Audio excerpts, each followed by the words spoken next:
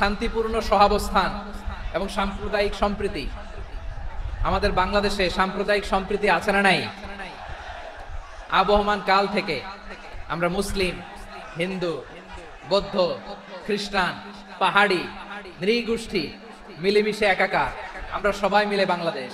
আমাদের পারস্পরিক সম্প্রীতি, ভালোবাসা, সৌহার্দ্যপূর্ণ আচরণ, বোঝাপড়া এটা বেশ মজবুত। তবে মাঝে মাঝে আমাদের এই সম্প্রীতির ভেতরে অনেকে ফাটল ধরাতে চায়। আমরা যে সুখে আছি, শান্তিতে আছে, এটা অনেকের ভালো লাগে না। আমাদের মধ্যে সাম্প্রদায়িক সম্প্রীতি, সৌহার্দ্যপূর্ণ আচরণ, ভালোবাসা এটা আবহমান কাল ধরে আছে। তার প্রমাণ আমরা তাফসিরুল মাহফিলের আয়োজন করলে আমাদের হিন্দু ভাইরা ডিস্টার্ব করে না, ঠিক কিনা? এবং আমি যদি বলি হাত তোলেন, হিন্দু ধর্মের কারা কারা এসেছেন, কত শত কত হাজার যে হাত উঠবে, আপনি অবাক হয়ে যাবেন। আমি চাচ্ছি না হাত উঠাতে। So it's our responsibility to present our religion to our non-Muslim brothers and sisters. আমাদের অমুসলিম ভাই বোনদের কাছে ইসলামের সৌন্দর্য তুলে ধরা এটা আমাদের দায়িত্ব। We all are the ambassador of Islam. আমরা প্রত্যেকে দায়িত্বশীল, আমরা প্রত্যেকে এক একজন ইসলামের অ্যাম্বাসেডর। আলহামদুলিল্লাহ বলেন। সো আমরা যেন ইসলামের বিউটিটাকে তুলে ধরতে পারি এবং এই যে সম্প্রীতি এটাকে যেন আমরা অটুট রাখতে পারি। আদতে বাংলাদেশের ইতিহাস বলে আমাদের দেশে কোনো দাঙ্গা নাই, আছে? আমরা ভাই ভাই, আওয়াজ করে বলুন তো, আমরা কি ভাই ভাই? কিন্তু কিছু দুষ্ট লোক আছে, তারা আমাদের সম্পর্কের মধ্যে ফাটল ধরাতে চায়, মাঝে মাঝে ঝগড়া লাগাতে চায়। দেখবেন পত্রপত্রিকায় দেখা যায় বিভিন্ন ধর্মীয় উপাসনালয়গুলোতে হামলা চালানো হয়। এগুলো রাজনৈতিক উদ্দেশ্য প্রণোদিত, এগুলোর সাথে ইসলামের কোনো সম্পর্ক নাই। এজন্য এই দুর্বৃত্তদের ব্যাপারে আমাদের সাবধান থাকতে হবে, আমরা সংঘবদ্ধ থাকবো। এই যে আমাদের পিসফুল কোএক্সিস্টেন্স, শান্তিপূর্ণ সহাবস্থান। যেদিন হিন্দুদের পূজা অনুষ্ঠান, আমরা ওই দিন তাফসির মাহফিল করি না, ঠিক কিনা বলেন? যেদিন আমাদের তাফসিরুল কোরআনের প্রোগ্রাম, ওই দিন আমাদের হিন্দু ভাইরা ডিস্টার্ব করে না। সুবহানাল্লাহ। হিন্দুদের পূজা অনুষ্ঠানে আইন শৃঙ্খলা বাহিনীর পাশাপাশি মাদ্রাসার ছাত্ররা যে সেখানে পাহারা দেয়। গোটা পৃথিবীতে এই দৃষ্টান্ত আপনি পাবেন। মাদ্রাসার ছাত্ররা, তারা তো কোরআনের ধারক, তারা হাদিসের ধারক, তারা কেন মন্দির পাহারা দিবে? এই সম্প্রীতিকে ধরে রাখার জন্য, এই সৌহার্দ্যকে ধরে রাখার জন্য, আমাদের পারস্পরিক ভালোবাসাকে অটুট রাখার জন্য। এখন বলেন, আমাদের এই ভালোবাসা অটুট থাক, আমরা চাই কি চাই না? আল্লাহ এই দেশকে তুমি বরকতময় করো, বাংলাদেশকে তুমি শান্তিময় করো। প্রিয় ভাইরা, আমি বলেছিলাম আমার আলোচনার বিষয় হচ্ছে শান্তিপূর্ণ সহাবস্থান, সাম্প্রদায়িক সম্প্রীতি। আমরা দেখব ইসলাম আমাদেরকে কি কি দিক নির্দেশনা দেয়। আল্লাহ রাব্বুল ইজ্জা ওয়াল জালাল তিনি ইরশাদ করছেন, ওয়ালা তাসুবুল্লাযীনা ইয়াদউনা মিন দুনিল্লাহি ফায়াসুবুল্লাহা আদওয়ান বিগাইরি ইলম কাযালিকা যায়্যান্না লিকুল্লি উম্মাতিন আমালাহুম সুম্মা ইলা রাব্বিহিম মারজিউহুম ফায়ুনাব্বিউহুম বিমা কানু ইয়ামালুন। রব্বুল আলামিন বলেন, গোলাম ও আমার ইমানদার বান্দারা, শোনো শোনো, লা তাসুবুল্লাযীনা ইয়াদউনা মিন দুনিল্লাহ ফায়াসুবুল্লাহা আদওয়ান বিগাইরি ইলম। ও আমার বিশ্বাসী বান্দারা, যারা আল্লাহকে ব্যতি রেখে দেব দেবীর পূজা করে, তোমরা খবরদার তাদের গালি দিও না। যদি ওই দেবতাদেরকে গালি দাও, তাহলে ভুলবশত, শত্রুতাবশত তারা তোমাদের রব আল্লাহকে গালি দেবে, ঠিক কিনা? তোমরা যদি তাদের দেবতাদের গালি দাও, ওরা রেগে তোমার আল্লাহরে গালি দিবে, তাহলে আল্লাহরে গালি খাওয়ানোর কারণ হয়ে গেলাম আমি। রব্বুল আলামিন বলেন, খবরদার দেবতাদেরকে গালি দিও না, তাহলে ওরা তোমার রব আল্লাহরে গালি দেবে। প্রতিটি জাতির জন্য তাদের কাজকে আমি আল্লাহ সুশোভিত করে রেখেছি, তারা সবাই একদিন আমার কাছেই ফিরে আসবে। এরপর আমি রব্বুল আলামিন তাদের আমলনামা তাদেরকে জানিয়ে দেব। সুবহানাল্লাহ পড়ে। তাহলে প্রিয় ভাইরা, ইসলাম আমাদেরকে শিখায়, সূরাতুল আনআমের 108 নম্বর আয়াত থেকে আমরা বুঝলাম, কোন ধর্মকে ছোট করা যাবে না। অন্য ধর্মকে ছোট করা মানে ইসলামকে ছোট করা। আর অন্য ধর্মের দেবতাকে যদি আপনি গালি দেন, ওরা ইসলাম থেকে দূরে সরে যাবে। যাও ইসলামের প্রতি আকৃষ্ট হয়েছিল, আর কোনোদিন ইসলামের ধারে কাছে আসবে না। আওয়াজ করে বলেন ঠিক কিনা? এজন্য কখনো কোনোদিন অন্য ধর্মের দেবতাদেরকে গালি দেয়া যাবে না। অন্য ধর্মের কোন দেবতাদেরকে আমরা গালি দিব না, গালি দিব না, বরং ইসলামের beauty, the beauty of Islam, ইসলামের সৌন্দর্যকে আমরা তুলে ধরব। আমরা যদি বিশ্বনবী সাল্লাল্লাহু আলাইহি ওয়াসাল্লামের জীবনের দিকে তাকাই, তাহলে আমি দেখব বিষ্ণু ইসলাম মক্কাতে কিংবা মদিনাতে অন্য ধর্মের লোকদের সাথে খুব পিসফুলি লাইফ লিড করেছেন। হোক মুশরিক, হোক খ্রিস্টান, হোক ইহুদি, বিশ্বনবী সবার সাথে মিলেমিশে ছিলেন। আলহামদুলিল্লাহ বলেন। ইসলাম হচ্ছে পিসফুল রিলিজিয়ন। অন্য ধর্মের প্রতি সহনশীলতার সবক ইসলাম আমাদেরকে দেয়। কিন্তু প্রতিটি মুসলিমের এটা মনে রাখতে হবে, আল্লাহর কাছে পছন্দনীয় গ্রহণযোগ্য ধর্ম, জীবনাদর্শ একটি, সেটা হচ্ছে ইসলাম। এজন্য রব্বুল আলামিন বলেন, ইন্নাদ দীনা ইনদাল্লাহিল ইসলাম, আল্লাহর কাছে মনোনীত গ্রহণযোগ্য অ্যাকসেপ্টেড ধর্ম মতাদর্শ একটা, সেটা হলো ইসলাম। ইসলাম ছাড়া অন্য কোন ধর্ম যদি কেউ তালাশ করে, তার ওই ধর্ম আল্লাহ গ্রহণ করবে না। ومن يبتغي غير الإسلام دينا فلن يقبل منه وهو في الآخرة من الخاسرين. Whoever seek anything except Islam, that won't be accepted from him, and he will be loser in the day of judgment. কিয়ামতের দিন ইসলাম ছাড়া কেউ যদি অন্য কোনো ধর্ম তালাশ করেছে দুনিয়াতে, তার এই মতাদর্শ গ্রহণ করা হবে না, and he will be loser, ক্ষতিগ্রস্ত, হাই কোম্পানির ম্যানেজার। ওর আমও শেষ, সালাহও শেষ। প্রত্যেক নামাজ শেষে আমরা আল্লাহরে বলি, আল্লাহ রাদিতু বিল্লাহি রাব্বা ওয়া বিল ইসলামি দীনা ওয়া বি মুহাম্মাদিন নাবিয়ান ওয়া রাসূলা। ও আল্লাহ, তোমারে রব হিসেবে পেয়ে আমরা খুশি। ও আল্লাহ, ইসলামকে ধর্ম হিসেবে পেয়ে আমরা খুশি। বিশ্বনবীকে আমাদের রাসূল পেয়ে আমরা খুশি। ইসলাম ছাড়া অন্য কোনো ধর্ম আমরা গ্রহণ করব না। আল্লাহর কাছে অ্যাকসেপ্টেড রিলিজিয়ন একটা, সেটা ইসলাম। তো বিশ্বনবী সাল্লাল্লাহু আলাইহি ওয়াসাল্লাম মক্কাতে কিংবা মদিনাতে খুব পিসফুলি এক্সিস্ট করেছেন, যে কোনো ধর্মের সাথে মিলেমিশে চলেছেন। তার প্রমাণ আমরা যদি রাসূল সাল্লাল্লাহু আলাইহি ওয়াসাল্লামের বায়োগ্রাফির দিকে তাকাই, তাহলে দেখব তিনি মুশরিকদের সাথে পিস ট্রিটি করেছেন, শান্তি চুক্তি, পিস ট্রিটি, পিস এগ্রিমেন্ট। আপনারা হুদাইবিয়ার সন্ধির নাম শুনেছেন? 6ষ্ঠ হিজরিতে বিষ্ণু ইসলাম মুশরিকদের সাথে এই ট্রিটি করেছেন, চুক্তি। আমরা তো মুসলমান বসতে পারি না, আমরা দুই মুসলিম ভাই একসাথে বসে চা খেতে পারি না, গল্প করতে পারি না। বিষ্ণু ইসলাম মুশরিকদের সাথে ট্রিটি করেছেন, হুদাইবিয়ার সন্ধি। এই সন্ধির আগে মক্কা থেকে কেউ মদিনায় যেতে পারে না, মদিনা থেকে কেউ মক্কায় যেতে পারে না। কিন্তু এই সন্ধির পরে ট্রাফিক স্বাভাবিক হয়ে গেল। মক্কার লোকেরা মদিনায় আসতে পারে, মদিনার লোকেরা মক্কায় আসতে পারে। এটাকে বলে সুলহে হুদাইবিয়া, the peace agreement of Hudaibiya, শান্তি চুক্তি। আমরা পৃথিবীতে এখন অনেক শান্তি চুক্তির নাম শুনি, এগুলো সব the piece treaty of Hudaibiya থেকে কপি করা। আল্লাহু আকবার। মক্কার পার্ট গেল, পিস এগ্রিমেন্ট করলেন, শান্তি চুক্তি। বিষ্ণু ইসলাম মদিনায় যে কি করলেন? মদিনায় যে বিষ্ণু ইসলাম মদিনা চার্টার করলেন, মদিনা সনদ, সাহিফাতুল মদিনা, এটার বলে মদিনা চার্টার। যে ওয়েস্টে, ইউরোপে, আমেরিকাতে তারা অনেক চার্টার করে, সব চার্টার মদিনা চার্টার থেকে কপি করা। আওয়াজ করে পড়েন সুবহানাল্লাহ।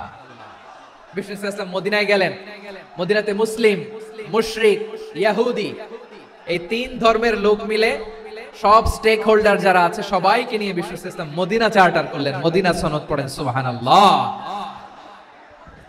শুধু তাই নয়, মক্কাতে বিশ্বনবী পিস এগ্রিমেন্ট করলেন, শান্তি চুক্তি মুশরিকদের সাথে। মদিনাতে যে বিশ্বনবী মদিনা চার্টার করলেন, মদিনা সনদ করলেন ইহুদিদের সাথে। আবার মদিনাতে বিশ্বনবী ইহুদিদের সাথে পিস ডায়ালগ করলেন, ইন্টারফেথ ডায়ালগ করলেন, আন্তধর্মীয় সংলাপ করলেন, যে সংলাপের মূল ভিত্তি ছিল তাওহীদ। বিশ্বনবী ইহুদিদেরকে ডাকলেন, আহ্বান করলেন, কুল ইয়া আহলাল কিতাবি তাআলাউ ইলা কালিমাতিন সাওয়াইন বাইনানা ওয়া বাইনাকুম আল্লা না'বুদা ইল্লাল্লাহ ولا نشرك به شيئا ولا يتخذ بعضنا بعضا أربابا من دون الله فإن تولوا فقولوا اشهدوا بأننا مسلمون. বিশ্বনবী মদিনার ইহুদিদের ডেকে বললেন, ও ইহুদিরা, শোনো শোনো, আসো এমন একটা আদর্শের প্রশ্নে আমরা একত্রিত হই, যে আদর্শের প্রচার তোমাদের নবীরাও করেছে, আমিও করি। যে আদর্শের কথা তোমাদের পবিত্র ধর্মগ্রন্থগুলোতে আছে, আমার কোরআনেও আছে, সেটা হলো তাওহীদ। আমরা এক আল্লাহ ছাড়া কারো ইবাদত করব না। আল্লাহর সাথে কাউরে শরীক করব না, আল্লাহ ছাড়া কাউরে রব মানব না। পড়েন সুবহানাল্লাহ। তাহলে আমার প্রিয় লালমনিরহাটের ভাইরা, মদিনাতে যে তিনি মদিনা চার্টার করলেন, মদিনা সনদ, পিস ডায়ালগ করলেন, শান্তির সংলাপ, ইন্টারফেথ ডায়ালগ করলেন, আন্তঃধর্মীয় সংলাপ যার ভিত্তি ছিল তাওহীদ। তাহলে অন্য ধর্মের প্রতি সব সময় ইসলাম সহনশীল, টলারেন্স। যদি আপনি দেখতে চান ইসলামের নবী বিশ্ব নবীর দিকে তাকান, ঠিক কিনা বলেন? আমরা তো সংখ্যালঘুদের রাইটস প্রোটেক্ট করার জন্য কত আইন বানাই, কত বৈঠক করি, কত সংবাদ সম্মেলন করি। বিষ্ণু সাল্লাল্লাহু আলাইহি ওয়াসাল্লাম সংখ্যালঘুদের রাইটস এর ব্যাপারে, অধিকারের ব্যাপারে যে কথা বলেছেন, শুনলে আপনি অবাক হয়ে যাবেন। বিশ্বনবী বলেন, আলা মান যালামা মুআহাদান আও ইনতাকাসাহু আও কাল্লাফাহু ফাওকা তাআতিহি আও আখাযা মিনহু শাইআন বিগাইরি তিবি নাফসিন ওয়া আনা হাজিজুহু ইয়াউমাল কিয়ামা। খবরদার, জেনে রাখো, কেউ যদি কোনো সংখ্যালঘুর উপরে অত্যাচার করে, কোন সংখ্যালঘুর প্রাপ্য থেকে যদি কেউ কাউকে ঠকায়, সংখ্যালঘুর উপর যদি কেউ কষ্ট দেয়, কোন সংখ্যালঘুর সম্পদ যদি কেউ জোর করে কেড়ে নেয়, আমি কিয়ামতের দিন বিশ্বনবী ওই সংখ্যালঘুর পক্ষে আর ওই মুসলমানদের বিপক্ষে বাদী হয়ে দাঁড়াবো। আল্লাহু আকবার। আপনি নামাজি, আপনি মুসল্লি, আপনি হাজী সাহেব, তাহাজ্জুদ পড়তে পড়তে কপালে দাগ ফেলে দিবেন, আপনার প্রতিবেশী হিন্দু, ভাবছেন আমার তো পাওয়ার আছে, ওর জমিটা দখল করি। বিশ্বনবী বলেন, কিয়ামতের দিন ওই হিন্দুর পক্ষে তোর বিরুদ্ধে আমি বাদী হয়ে দাঁড়াবো। পৃথিবীর কোন ধর্মে এরকম স্টেটমেন্ট পাবেন? পাবেন? আপনি ভাবছেন আপনি নামাজ পড়লে, হাজী সাহেব কপালে দাগ ফেলাই দিলে আপনি সেলসেলে জান্নাতে চলে যাবেন না? খবরদার। বিশ্বনবী বলেন, কোন সংখ্যালঘুর উপর যদি কেউ আক্রমণ করে, তার প্রাপ্য তাকে না দিয়ে যদি তাকে ঠকায়, তার উপর জুলুম করে, তার সম্পদ যদি কেড়ে নেয়, আমি নবী, তুমি মুসলিম হইতে পারো, মুসল্লি হইতে পারো, তার পক্ষে, তোমার বিপক্ষে আল্লাহর দরবারে বাদী হয়ে দাঁড়াবো। যে নবীর সুপারিশ ছাড়া জান্নাতের গেটও দেখা যাবে না, ওই নবী যদি বলে তোর বিপক্ষে আমি বাদী হয়ে দাঁড়াবো, ওই জান্নাতে আর ঢোকার কোনো সুযোগ আমাদের থাকবে? এখানেই শেষ নয়। বিশ্বনবী বলেন, মান কাতালা মুআহাদান, বুখারীর বর্ণনা, মান কাতালা মুআহাদান লাম ইয়ারাহ রাইহাতাল জান্নাহ। কেউ যদি, কোন মুসলিম যদি অন্যায়ভাবে কোন সংখ্যালঘুকে হত্যা করে, কোন হিন্দুকে হত্যা করে, কোন বৌদ্ধরে হত্যা করে, অন্যায়ভাবে কোন মুসলিম যদি কোন সংখ্যালঘুরে হত্যা করে, জান্নাতে যাওয়া তো দূরের কথা, ওই মুসলিম জান্নাতের ঘ্রাণও পাবে না। সেই বুখারীর বর্ণনা, মান কাতালা মুআহাদান লাম ইয়ারাহ রাইহাতাল জান্নাহ ওয়া ইন্না রিহাহা লা ইউজাদু মিন মাসিরাতি 40 আমা। যে জান্নাতের ঘ্রাণ 40 বছর দূরের রাস্তা থেকেই পাওয়া যায়। সুবহানাল্লাহ। পড়েন, এত দূরে থাকতেই জান্নাতের ঘ্রাণ আপনার নাকে এসে ধাক্কা মারবে। বিষ্ণুই বলেন, যে ব্যক্তি কোন সংখ্যালঘুকে হত্যা করে, জান্নাতে তো ঢুকতে পারবেই না, জান্নাতের ঘ্রাণও তার নাকে লাগবে না। পড়েন নাউযুবিল্লাহ। তাহলে সংখ্যালঘুদের ব্যাপারে ইসলামে অধিকার দেয়া আছে না নাই? এখানেই শেষ না। বিষ্ণু ইসলাম আপনার অমুসলিম প্রতিবেশীর সাথে ভালো আচরণ করতে বলেছে। আমাদের হয় না, এটা মুসলিম পাড়া, ওটা বৌদ্ধ পাড়া, হয় না? অনেক সময় হয় না, এটা আমাদের মুসলিম পাড়া, ওইটা হিন্দু পাড়া, এরকম আছে না নাই? হিন্দু যদি আপনার প্রতিবেশী হয়, কি করবেন? ওরে কষ্ট দিবেন নাকি?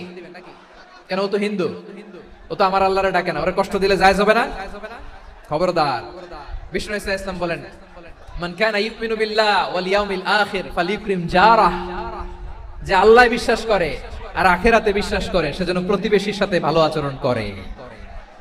সুবহানাল্লাহ। কলিজা জুড়ায় যায় না আমার নবীর কথাগুলো শুনলে? যে আল্লাহ বিশ্বাস করে, যে আখিরাতে বিশ্বাস করে, সেজন্য প্রতিবেশীর সাথে ভালো আচরণ করে। এখানে বলছে মুসলিম প্রতিবেশী বলছে, নামাজি প্রতিবেশী বলছে, আল্লাহওয়ালা প্রতিবেশী বলছে না। প্রতিবেশী আস্তিক হোক নাস্তিক হোক, প্রতিবেশী মুমিন হোক মুশরিক হোক, প্রতিবেশী হইলেই তার সাথে ভালো আচরণের দরকার আছে না নাই?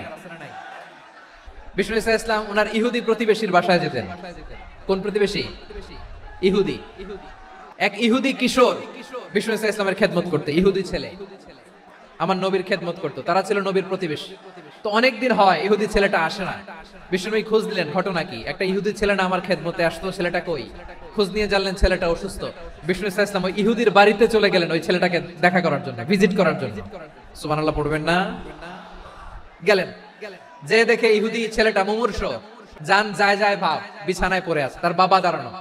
বিশ্বনবী তার মাথার পাশে বসলেন, মাথায় হাত বুলিয়ে দিলেন, আর ছেলেটাকে বললেন আসলিম, হে ইহুদি ছেলে, আসলিম, ইসলাম ধর্ম গ্রহণ করো। তো ছোট্ট ছেলে ভাবে আমরা ইহুদি, এখন ইসলাম ধর্ম গ্রহণ করলে আব্বা যদি বকা দেয়, ফানাযারা ইলা ওয়াজহি আবি, ছেলেটা তার বাবার চেহারার দিকে তাকালো, দেখি আব্বা কি কয়। আব্বা যদি বলে তাহলে ইসলাম ধর্ম গ্রহণ করবে। ইহুদি ছেলেটা তার বাবার দিকে যখন তাকালো, ওর বাবা বলে আতি আবুল কাসিম, আবুল কাসিম যা বলে তাই করো। আবুল কাসিম হচ্ছে বিষ্ণু ইসলামের একটা কুনিয়াত, উপনাম। আমার রাসূলের বড় ছেলের নাম ছিল কাসিম। যেমন দেখবেন আমাদের এলাকায় কারো ছেলের বড় ছেলের নাম যদি হয় আব্দুল্লাহ, এরা আব্দুল্লাহর বাপ বলে ডাকে।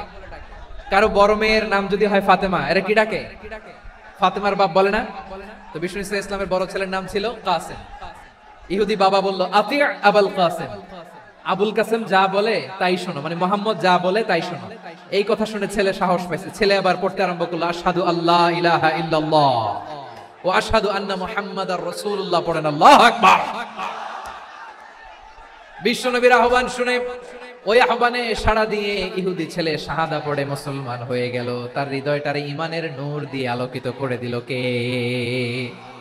প্রিয় ভাইরা, এবার রাসূল সাল্লাল্লাহু আলাইহি ওয়াসাল্লাম বের হয়ে আসলেন ঘর থেকে, আর বললেন আলহামদুলিল্লাহিল্লাযী আনকাযাহু মিনান নার, প্রশংসা সে আল্লাহর যে আল্লাহ জাহান্নামে চলে যাচ্ছিল প্রায় এমন একটা লোককে মুহূর্তের মধ্যে কালেমায়ে শাহাদাতের বদৌলতে জান্নাতি বানায় দিলেন। আওয়াজ করে পড়েন সুবহানাল্লাহ। এই হাদিস থেকে আমরা কি শিখলাম? What is the moral of the story? এক নাম্বার স্টোরি হলো, প্রতিবেশী ইহুদি হোক হিন্দু হোক, যাবেন, সুসম্পর্ক রাখবেন, উপহার দিবেন, বিপদে পাশে দাঁড়াবেন, তাইলেই তো আপনাদের প্রতি, মুসলমানদের প্রতি তারা আকৃষ্ট হবে, ঠিক কিনা বলেন? আপনি যদি হিন্দুদের সাথে বৌদ্ধদের সাথে নাই মিশেন, নাস্তিকের কাছে নাই যান, তো ইসলামের সৌন্দর্যটা ওরা বুঝবে কেমনে? আমার অনেক হিন্দু পরিচিত ভাই আছে, ওরা আমাদের ইফতারির প্রোগ্রামে এসে একসাথে ইফতারি করে। অনেক মদখোর আমার সাথে বসে একসাথে ডিনার করে, হাফ প্যান্ট পরা, গলায় স্বর্ণের চেইন, হাতে স্বর্ণের ব্রেসলেট, আইসা আমার সাথে ডিনার করছে, আছে এরকম।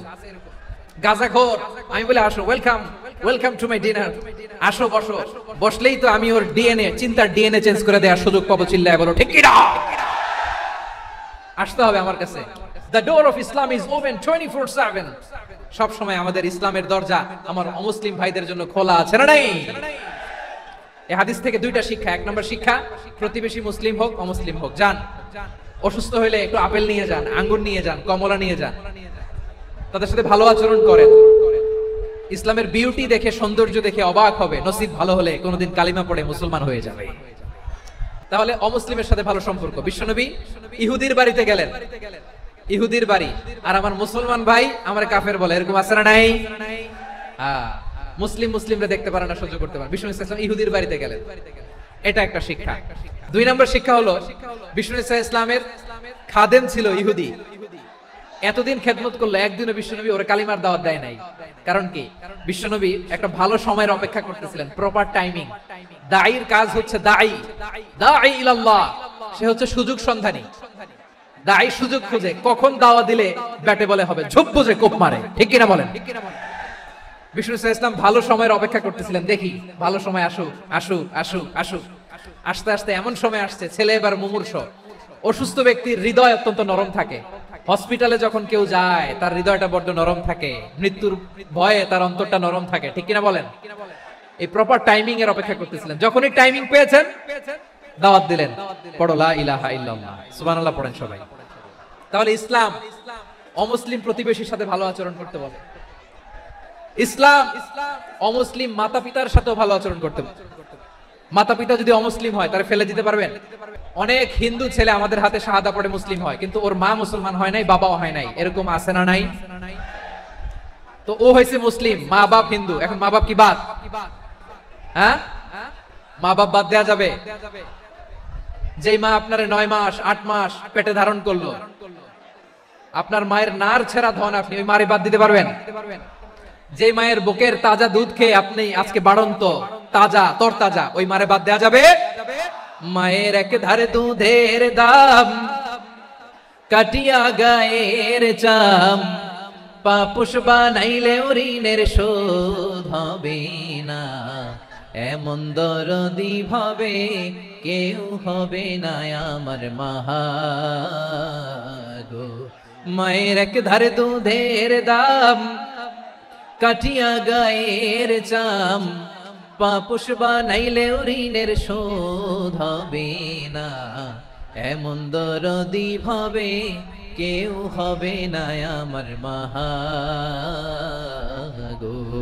মাকে তো বাদ দেওয়া যায় না। وقضى ربك ألا تعبدوا إلا إياه وبالوالدين إحسانا।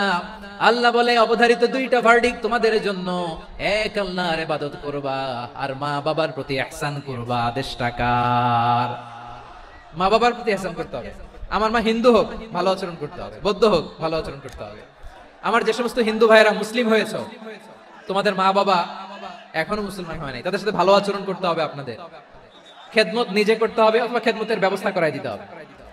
মান্থলি যে খরচ লাগে এটা দিতে হবে। আরে তুমি এখন মুসলিম, তোমার মা বাবা হিন্দু, এখনই তো সুযোগ ইসলামের সৌন্দর্য দেখানো।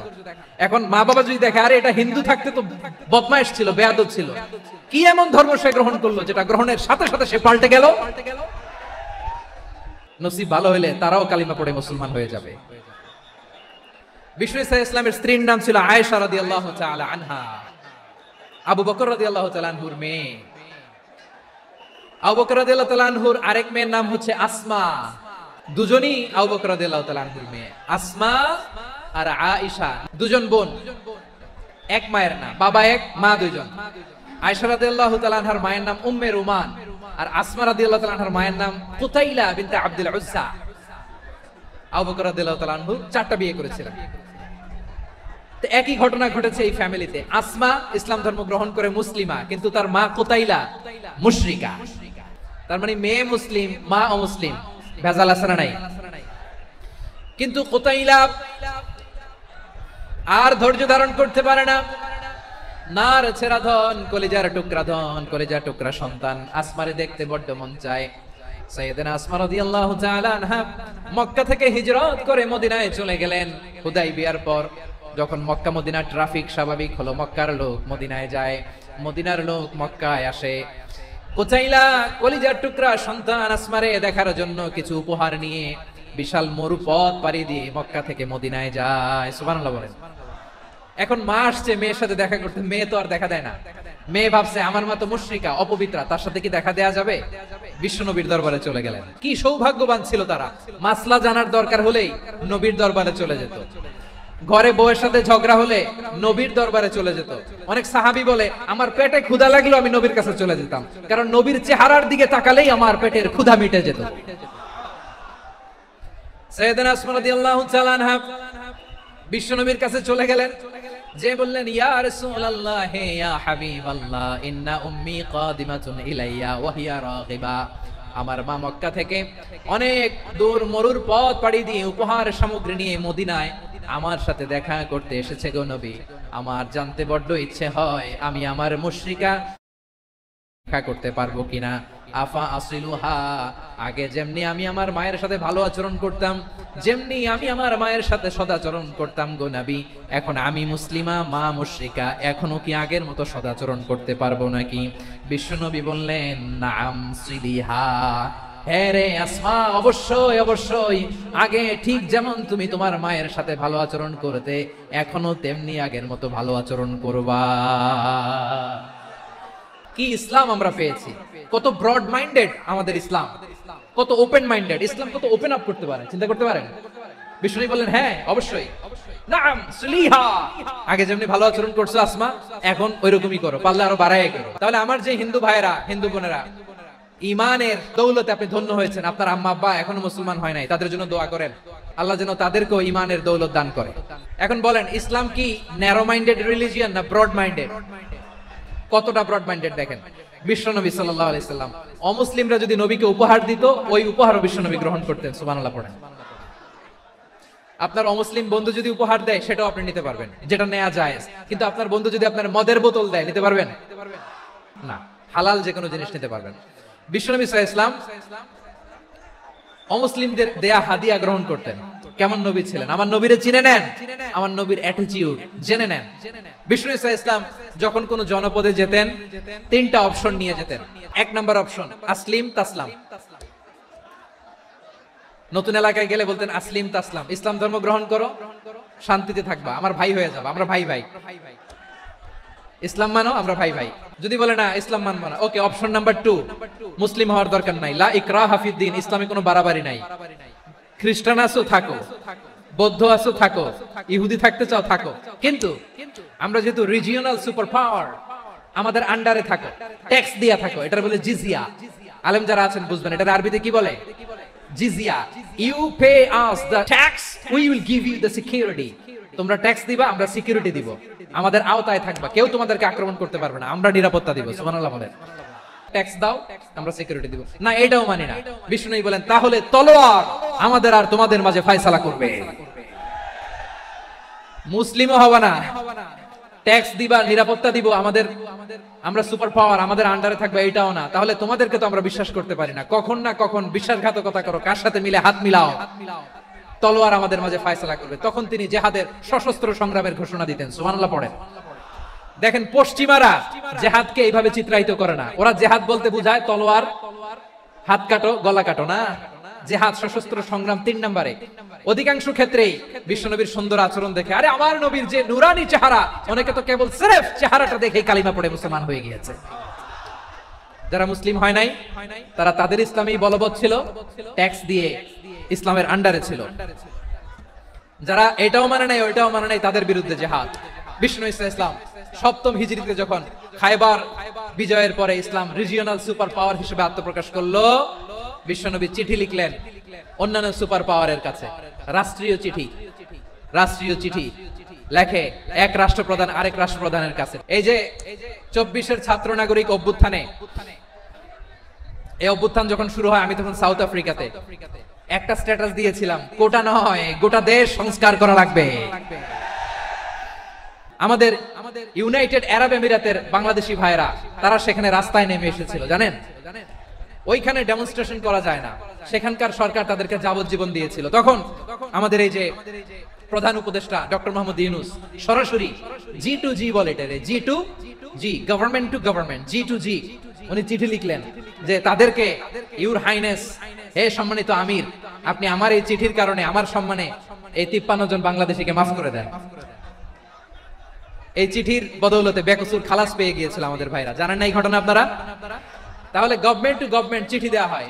7ম হিজরিতে বিষ্ণু ইসলাম সব সুপার পাওয়ারের কাছে চিঠি দিলেন, রোমান সম্রাটের কাছে, পারস্য অধিপতির কাছে, মিশরের অধিপতির কাছে, সবার কাছে চিঠি লিখলেন। চিঠির ভাষা ছিল এরকম, মিন মুহাম্মাদিন রাসূলিল্লাহ ইলা মুকাওকিস আযীমিল কিবত, মুহাম্মদ রাসূলুল্লাহর পক্ষ থেকে মিশরের বাদশার কাছে, আসলিম তাসলাম, ইসলাম মানো, শান্তিতে থাকবা, সালামুন আলা মান ইত্তাবা আল হুদা, শান্তি তার জন্য যে হেদায়েতের অনুসরণ করে। সুবহানাল্লাহ পড়েন।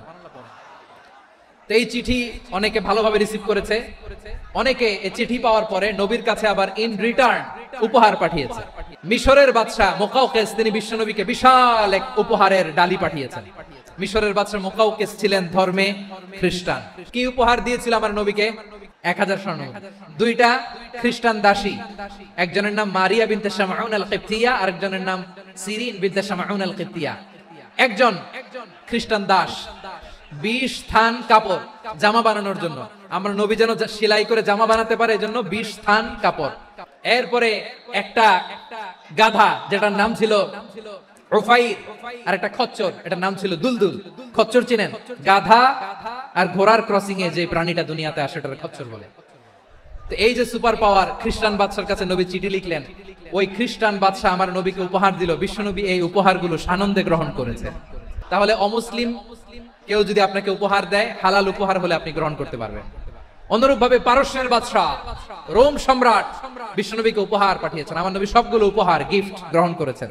আম্মাজান আয়েশার কাছে মাসালা জানতে চায় মেয়েরা, হে আম্মাজান, অগ্নি উপাসকেরা তাদের ঈদের দিন নওরোজের সময় আমাদেরকে পাখি দেয়, নেওয়া যাবে?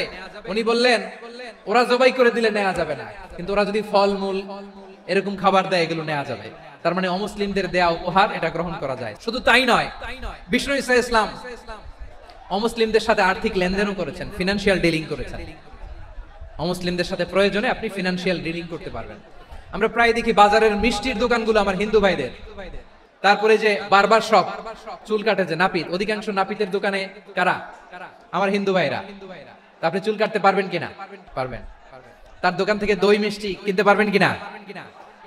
হ্যাঁ, আমার মুসলিম ভাইয়ের দোকান থাকলে ওইটারে আমি বেশি প্রায়োরিটি দিব, ঠিক কিনা? কিন্তু যদি তাদের সার্ভিস নিতে চান, প্রোডাক্ট নিতে চান, পারবেন। তার দলিল সহিহ বুখারী, আম্মা জান আয়েশা রাদিয়াল্লাহু তাআলা আনহা বলেন, ইশতারা রাসূলুল্লাহ সাল্লাল্লাহু আলাইহি ওয়াসাল্লাম মিন ইয়াহুদিয়িন তুআমান ওয়া রাহানাহু দিরআহু মিন হাদিদ। রাসূল সাল্লাল্লাহু আলাইহি ওয়াসাল্লাম এক ইহুদির কাছ থেকে, কার কাছ থেকে? আমার নবী, পেয়ারা নবী এক ইহুদির কাছ থেকে জব কিনেছিল, জব, বার্লি, যেটা দিয়ে রুটি বানায়। ওই জবের দাম দেওয়া টাকা পয়সা নবীর কাছে ছিল না, ফলে নবী ওনার একটা পোশাককে মর্গেজ রেখেছিলেন, মর্গেজ, বন্ধক, যে এখন এটার দাম দিতে পারবো না, কয়েক কেজি বার্লি নিয়ে যাই আর বন্ধক হিসেবে আমার জামাটা রেখে গেলাম, যেই দিন দাম দিব ওই দিন জামাটা ছুটাই নিয়ে যাবো। দিরআহু মিন হাদিদ, লোহার তৈরি বর্ম, মানে যুদ্ধের পোশাক, লোহা দিয়ে বানানো। বিষ্ণু বললেন, কয়েক কেজি জব দাও, টাকাটা পরে দিব, এখন টাকা নাই, বন্ধক হিসেবে, মর্গেজ হিসেবে আমার জামা রেখে গেলাম, যখন টাকা দিব জামা ছুটাই নিব। এ থেকে বোঝা গেল অমুসলিমদের সাথে ফিনান্সিয়াল ডিলিং করা যায়, অর্থনৈতিক লেনদেন করা যায়, কেনাবেচা করা যায়, প্রোডাক্ট কেনা যায়। এমনকি আমাদের মসজিদে নববীতে বারান্দায় আপনার একটা অটোমেটিক ফ্লাইং আমব্রেলা দেখছেন? সূর্য যখন বাড়ে মসজিদে নববীর বারান্দায় ইয়ার্ডের মধ্যে অটোমেটিক্যালি কিছু আমব্রেলা আছে, শাঁ করে খুলে যায়, আর সূর্যের তাপ লাগে না। আবার সন্ধ্যাবেলায় এই আমব্রেলা গুলো ওরা ক্লোজ করে ফেলে, দেখছেন? এই মসজিদে নববীকে সর্বোচ্চ উন্নত মানের কনস্ট্রাকশন ইনফ্রাস্ট্রাকচার ডেভেলপ করার জন্য কর্তৃপক্ষ কিছু অমুসলিম ইঞ্জিনিয়ারের, ডিজাইনারের সহায়তা নিয়েছিল। সুবহানাল্লাহ বলেন। কোন দলিলের ভিত্তিতে? এই দলিলের ভিত্তিতে যে বিষ্ণু ইসা ইসলাম অমুসলিমদের সাথেও লেনদেন করেছেন। আওয়াজ করে বলতে হবে আল্লাহু আকবার। শুধু তাই নয়, ইন কেস অফ ইমার্জেন্সি, প্রয়োজনে ইসলামের খাতিরে, ইসলামকে সামনের দিকে এগিয়ে নিয়ে যাওয়ার জন্য অমুসলিমদের সাপোর্ট নেওয়া জায়েজ আছে। সুবহানাল্লাহ বলেন। অমুসলিমদের সাপোর্ট নেয়া, তাদের থেকে অর্থ নেয়া, পলিটিক্যাল সাপোর্ট, পলিটিক্যাল অ্যাসাইলাম নেওয়া জায়েজ। আমাদের অনেক বিশ্ববরেণ্য দায়ীরা আমেরিকায় অস্থায়ীভাবে অ্যাসাইলাম নিয়ে থাকে, নিজের দেশে গেলে ফাঁসিতে ঝুলাই দিবে। যুগ যুগ ধরে দায়ীদের উপর এরকম অত্যাচার আর নির্যাতন আছে না নাই? মিশরের অনেক দায়ীরা পাশ্চাত্যে যেয়ে থাকে, এই যে তারা পলিটিক্যাল অ্যাসাইলাম নিয়ে থাকে, রাজনৈতিক আশ্রয়, এটা জায়েজ আছে না? এটা যে জায়েজ আছে তার প্রমাণ স্বয়ং বিশ্বনবী সাল্লাল্লাহু আলাইহি ওয়াসাল্লাম পলিটিক্যাল সাপোর্ট নিয়েছিলেন অমুসলিমদের কাছ থেকে। আমার ভাইরা, বিশ্বনবীর বয়স তখন প্রায় 51 বছর। কত বছর? বিশ্বনবীর সবচেয়ে কাছের মানুষ খাদিজা রাদিয়াল্লাহু তাআলা আনহা ইন্তেকাল করেছেন। বিশ্বনবী বড্ড কষ্ট পেলেন, হৃদয়টা ভেঙে খান খান। যিনি ঘরের ভেতরে বিশ্বনবীকে সান্ত্বনা দিতেন, ভালোবাসা দিতেন, বাইরে গেলে কুরাইশরা বকাঝকা করে, অত্যাচার করে, কিন্তু আম্মা জান খাদিজা রাদিয়াল্লাহু তাআলা আনহা ঘরটারে এমন শান্তির নীড় বানায় রেখেছেন, এই ঘরের ভিতরে ঢুকলে বিশ্বনবীর কলিজাটা ঠান্ডা হয়ে যেত। এজন্য রব্বুল আলামিন বলেন, খাদিজা, ও আমার বান্দি খাদিজা, জান্নাতে এমন স্পেশাল একটা ঘর আমি তোমার জন্য রেডি করে রেখেছি। ওই ঘরের মধ্যে কোনো আওয়াজ নাই, ওই ঘরের মধ্যে কোনো নয়েজ নাই, ওই ঘরে কোনো বিশৃঙ্খলা নাই। কারণ মক্কার জমিনে আমার নবী কুরাইশদের বিশৃঙ্খলা, নয়েজ আর ঝামেলাগুলোকে উপেক্ষা করে যখন তোমার ঘরের ভিতরে ঢুকতো, ঘরটারে তুমি শান্তির নীড়, ঠান্ডা, নীরব, নিস্তব্ধ, নিঝুম আর শান্তির নীড় বানিয়ে রেখেছো। এজন্য জান্নাতে স্পেশাল একটা শান্তির নীড় আমি তোমারে উপহার দেব। ওই প্রিয়তমা স্ত্রী খাদিজা ইন্তেকাল করলেন, বিশ্বনবীর হৃদয় ভেঙে খান খান। আবার ওনার চাচা আবু তালেব ইন্তেকাল করলেন, যিনি পলিটিক্যাল শেল্টার দিতেন নবীকে। আবু তালেবের ভয়ে, বিশ্বনবীর এই চাচার ভয়ে কোনো মুশরিক নবীর গায়ে হাত দেওয়ার সাহস পায় নাই। এখন স্ত্রীও নাই, চাচাও নাই, নবীকে আশ্রয় দেওয়ার কেউ নাই, নবীর চারদিকে অন্ধকার। নবী এখন কই যাবেন? আমার পেয়ারা নবী নতুন স্টেশন খুঁজতেছেন, নতুন দাওয়াতি প্ল্যাটফর্ম খুঁজতেছেন। তিনি যায়েদ বিন হারেসা রাদিয়াল্লাহু তাআলা আনহুকে নিয়ে মক্কার পাশের একটা নেইবরিং সিটি তায়েফে চলে গেলেন দিনের দাওয়াত দেওয়ার জন্য। নাকি জমি কিনতে গেছিলেন? দুনিয়ার যশ খ্যাতির জন্য, নিজের কোনো লাভের জন্য? তায়েফবাসীদেরকে জাহান্নামের আগুন থেকে বাঁচানোর জন্য। আওয়াজ করে বলতে হবে ঠিক কিনা? বিশ্বনবী বিশাল মরুপথ, পাহাড়ি পথ পাড়ি দিয়ে তায়েফের মরুজমিনে গেলেন কোরআনের দাওয়াত নিয়ে, ইমানের দাওয়াত নিয়ে। কিন্তু তায়েফের লোকেরা বিশ্বনবীর দাওয়াতকে শুধু প্রত্যাখ্যান করেই থামে নাই, তারা বিশ্বনবীর সাথে অত্যন্ত খারাপ আচরণ করেছে, বিশ্বনবীকে শারীরিকভাবে হেনস্থা করেছে, আমার নবীকে শারীরিকভাবে অত্যাচার করেছে। আমার পেয়ারা নবীর গায়ে পাথর মেরেছে, বিশ্ব নবীর গা বেয়ে ঝরঝর করে রক্ত ঝরেছে, নবী জামিনের মধ্যে লুটিয়ে পড়েছেন, আবার মেরেছে, আবার নবী হাঁটতে শুরু করলেন, পেছন থেকে আবার মেরেছে, আবার নবী রক্তাক্ত হয়ে জামিনের মধ্যে লুটিয়ে পড়লেন, আবার মেরেছে। বিশ্ব নবীর মতো এত সুশ্রী মানব, বিশ্ব নবীর মতো এত শুভ্র মানব, বিশ্ব নবীর মতো এমন চমৎকার দেহাবয়ব দিয়ে রব্বুল আলামিন কাউকে বানান নাই। এরকম চমৎকার মানুষটাকে তারা তায়েফের ওই জমিনে রক্তাক্ত করেছে। বিশ্ব নবী দুনিয়ার কোনো স্বার্থের জন্য সেখানে যান নাই, নিজের কোনো লাভের জন্য, প্রাপ্তির জন্য যান নাই, তায়েফবাসীদের জাহান্নামের আগুন থেকে বাঁচাতে গিয়েছেন। খেয়ে না খেয়ে দিন প্রচারের কাজে নিজেকে দিয়েছ বিলিয়ে, তায়েফের কাফিরেরা চিনল না সে আলো, দুষ্ট ছেলেদের পিছু দিল লেলিয়ে, পাথরের আঘাতে ক্ষত বিক্ষত হয়ে সারা শরীর থেকে রক্ত ঝরে। হে রাসূল তোমাকে ভুলি আমি কেমন করে, হে রাসূল তোমাকে ভুলি আমি কেমন করে। পারেন না আপনারা? ধরুন আমার সাথে। হাজার ব্যথা বেদনার পরে ফিরে আসনি তুমি আপন ঘরে, দিনের আলো তুমি ছড়িয়ে দিতে, চলে গেলে মদিনায় মক্কা ছেড়ে। হে রাসূল তোমাকে ভুলি আমি কেমন করে, হে রাসূল তোমাকে ভুলি আমি কেমন করে। প্রিয় ভাইরা, তায়েফের ছেলেরা নবীকে রক্তাক্ত করলো। আমার নবী কই যাবে? কই যাবে? মক্কায় জায়গা নাই, তায়েফে জায়গা নাই। তায়েফ থেকে ভারাক্রান্ত মন নিয়ে আমার নবী মক্কায় ফিরে আসলেন। বিশ্ব নবী মক্কায় ঢুকতে পারেন না। মক্কার মরুভূমির দিকে তাকিয়ে, উপত্যকার দিকে তাকিয়ে বিশ্বনবী ধা ধা করে কাঁদেন, ঝরঝর করে। নবীর চেহারা মোবারক থেকে চোখের পানিগুলো বেয়ে বেয়ে পড়ে।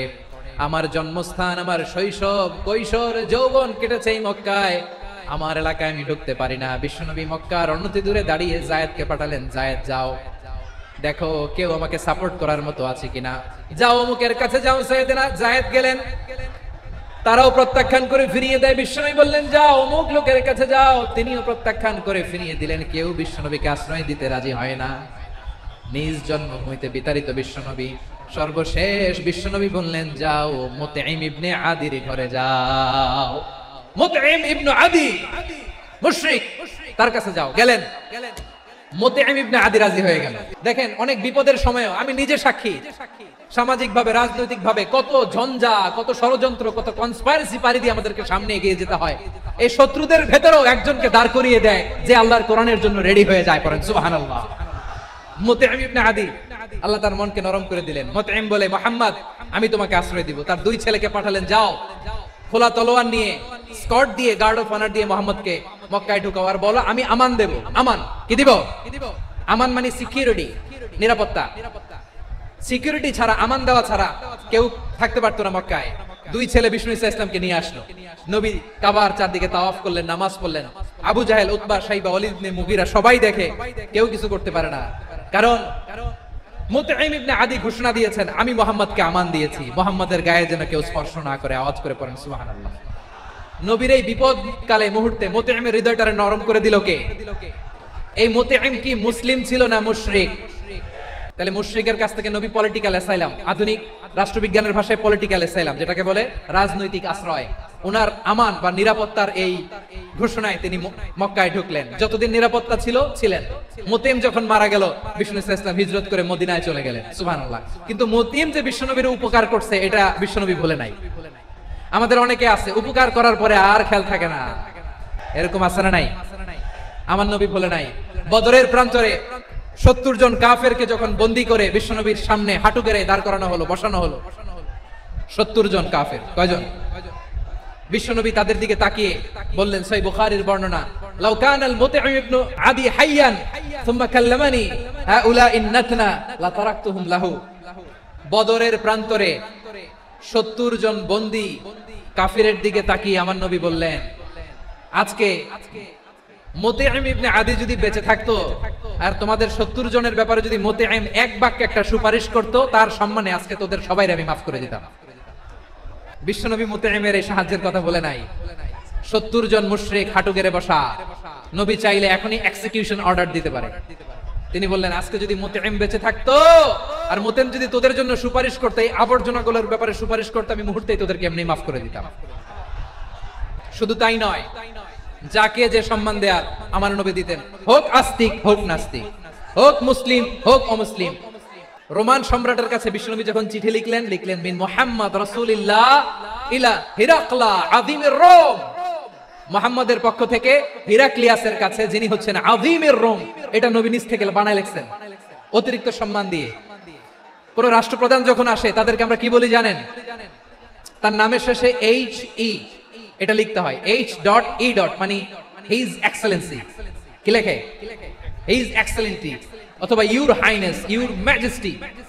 দেখেন বিশ্বনবী সাল্লাল্লাহু আলাইহি ওয়াসাল্লাম সব নবীদেরও নবী, তিনি একজন মুশরিক খ্রিস্টান সম্রাট রোমান সম্রাটের কাছে চিঠি লিখতে যায়, লিখতেছে ইলা হিরাকলা আযীমির রোম, হিরাক্লিয়াসের কাছে আমার চিঠি, যিনি রোমের আযীম, হিজ হাইনেস মানে রোমের অনেক সম্মানিত এক বাহাদুর। আওয়াজ করে বলেন সুবহানাল্লাহ।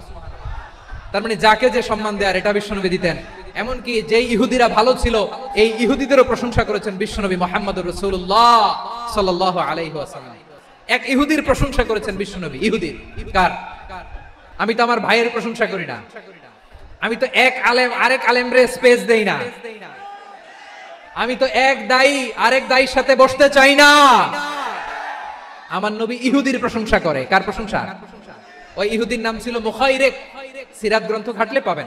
তিনি বলেছেন মুখাইরিক খায়রু ইয়াহুদ, Mukhayriq is the best of the Jews. জুইশদের মধ্যে সে সবচেয়ে ভালো। কেন প্রশংসা করলেন তার? এর কারণ মদিনা চার্টারে কথা ছিল সব ধর্মের মুসলিম মুশরিক ইহুদিরা মিলে মদিনাকে রক্ষা করবে। কিন্তু তৃতীয় হিজরিতে যখন উহুদের যুদ্ধ শুরু হলো, সবার কথা ছিল যেই আক্রমণ করে আমরা মদিনাকে বাঁচাবো। কোন শহরকে বাঁচাবো? মদিনাকে। কিন্তু কুরাইশরা যখন অ্যাটাক করলো, ইহুদিরা আর আসে না, ইহুদিরা আর বেরোয় না। বিষ্ণু বলেন ওহে ইহুদিরা, তোমরা না চুক্তি করলে আমার সাথে যে মদিনা বাঁচাতে সবাই ঝাঁপিয়ে পড়বো, আসো। একটা ইহুদিও বেরোয় না, কেউ আসে না সেদিন, একজন ছাড়া। তার নাম মুখাইরিক। তার নাম কি? মুখাইরিক বাহাদুরের মতো ঘোড়সওয়ার হয়ে বেরিয়ে গেলেন এবং বললেন গোটা ইহুদি সাম্রাজ্যের একজনও যদি না আসে, আমি মুখাইরিককে কেউ ঘরে আটকে রাখতে পারবে না। বেরিয়ে আসলেন, এসে বললেন আমি মুহাম্মদের পক্ষে যুদ্ধ করব, আমি মারা গেলে আমার সম্পদ আমার উত্তরাধিকারীরা পাবে না, আমার সম্পদ তোমরা মুহাম্মদকে দিয়ে দিবা। সুবহানাল্লাহ। উহুদের ময়দানে 70 জন মুসলমান শহীদ হলো। এই ইহুদি সেও মুসলমানের পক্ষে যুদ্ধ করে নিহত হলো। মুসলিমদের লাশ যখন নিয়ে আসা হলো, এই মুখাইরিকের লাশও নিয়ে আসা হলো। মুসলিমদের লাশের পাশে মুখাইরিকের লাশ দেখে বিশ্বনবী মুখাইরিকের প্রতি অনেক খুশি হলেন। আর বিশ্বনবী খুশি হয়ে বললেন মুখাইরিক খায়রু ইয়াহুদ, মুখাইরিক যদিও তুমি ইহুদি, তারপরেও তুমি সব ইহুদিদের মধ্যে সেরা ইহুদি। পড়েন সুবহানাল্লাহ। আমার নবী ইহুদিকেও সম্মান দিতে কার্পণ্য করে নাই। আওয়াজ করে বলেন আল্লাহু আকবার। এজন্য অমুসলিম হইলেই তারা আমাদের শত্রু নয়। শত্রু কারা? যে সমস্ত অমুসলিম আমাদেরকে নিশ্চিহ্ন করে দিতে চায়, যে সমস্ত অমুসলিম আমাদের ভূখণ্ড থেকে আমাদেরকে তাড়িয়ে দিতে চায়, যে সমস্ত অমুসলিম আমার ধর্ম নিয়ে তুচ্ছতাচ্ছিল্য করে চিল্লায় বলেন ঠিক কিনা, তারা আমাদের শত্রু। সাধারণ অমুসলিমরা আমার শত্রু নয়। এই যে হিন্দুরা থাকে এরা আমার ভাই, বৌদ্ধরা আমার ভাই, খ্রিস্টানরা আমার ভাই, ইহুদিরা আমার ভাই। তারা দিনই ভাই নয়, তারা মায়ের পেটের ভাই নয়, তারা মানবিক দিক থেকে ভাই। ও মানুষ, আমিও মানুষ, ইসলাম মানুষকে সম্মান করে। সাধারণ অমুসলিম আমাদের শত্রু নয়।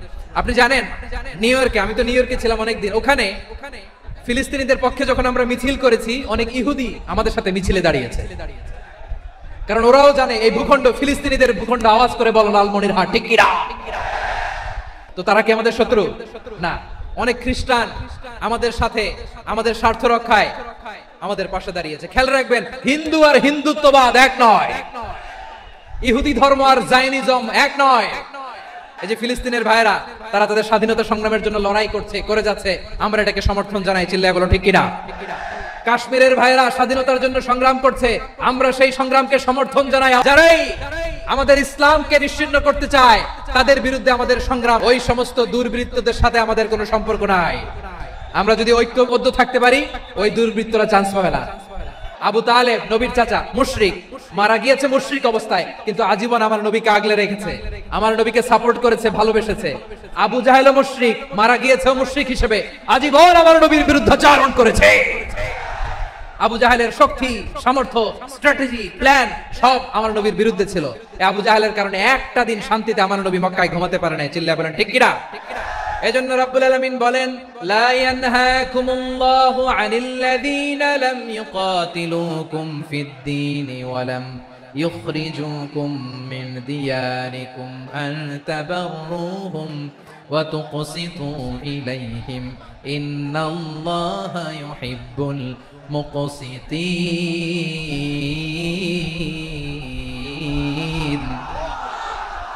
আল্লাহ বলে, গোলামেরা শোনো শোনো, যে সমস্ত অমুসলিম তোমাদের সাথে ধর্মযুদ্ধে লিপ্ত হয় না, তোমাদের বিরুদ্ধে যে সমস্ত অমুসলিম অস্ত্র ধরে না, যে সমস্ত অমুসলিম তোমাদেরকে তোমাদের জন্মস্থান থেকে, ভূখণ্ড থেকে তাড়িয়ে দেয় না, তাদের সাথে ভালো আচরণ করতে আমি আল্লাহ নিষেধ করি নাই। তাদের সাথে সদাচরণে কোনো নিষেধাজ্ঞা নাই, বরং তাদের সাথে সদাচরণ করো, এটাই আমি আল্লাহ চাই। তাহলে আমার যে অমুসলিমরা আমাদের সাথে শত্রুতা করে না, তুচ্ছতাচ্ছিল্য করে না, আমাদের ভূমি থেকে আমাদেরকে উচ্ছেদ করতে চায় না, আমাদের বিরুদ্ধে অস্ত্র ধরে না, ওই অমুসলিম ভাইদের সাথে আমাদের কোনো দ্বন্দ্ব আছে? কোনো বিরোধ আছে? বরং আছে ভালোবাসা। বরং আছে কি? এই ভালোবাসা দিয়ে আমরা বিশ্ব জয় করবো। রাজি আছো মুসলমান? আমাদের পুঁজি ভালোবাসা। আমাদের পুঁজি কি?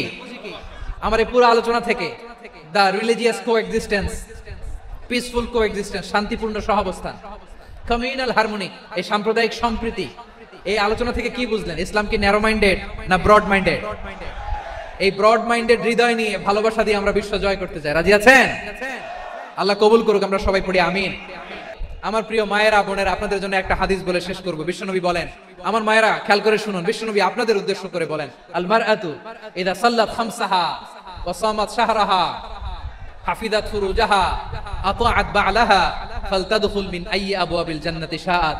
বিশ্বনবী আপনাদেরকে 4টা কাজের কথা বলেছেন, খুব বেশি না। 4টা করলে 8 জান্নাতের দরজা সব খোলা। কোনটা দিয়ে যাবেন? যেটা দিয়ে মনে চায়। 1 নাম্বার 5 ওয়াক্ত নামাজ। আমার বোনেরা যোহরের নামাজ পড়তে পড়তে এটা আসরে নিয়ে যায়, আসর পড়তে পড়তে মাগরিবে নিয়ে যায়, এরকম আছে না নাই? আমার বোনেরা এটা করবেন না।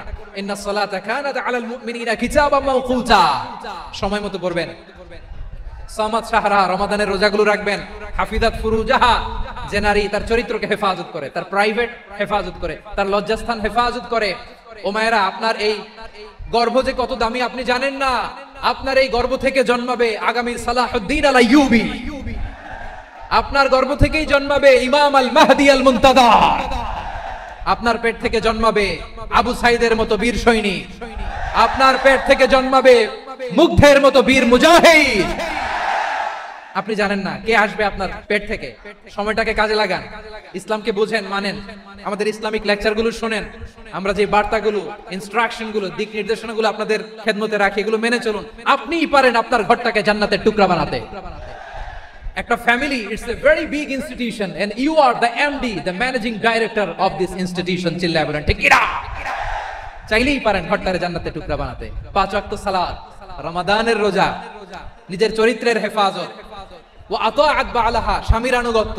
এটাতে অনেকে ভুল করে থাকে। হায় রে আমার বোনেরা, স্বামীর আনুগত্যকে এটা নিজের অপমান মনে করবেন না। আপনার স্বামী আপনার সবচেয়ে বড় গার্ডিয়ান, তিনি আপনার সবচেয়ে ভালো চায়। নারী কখনো গার্ডিয়ানশিপের বাইরে থাকতে পারে না।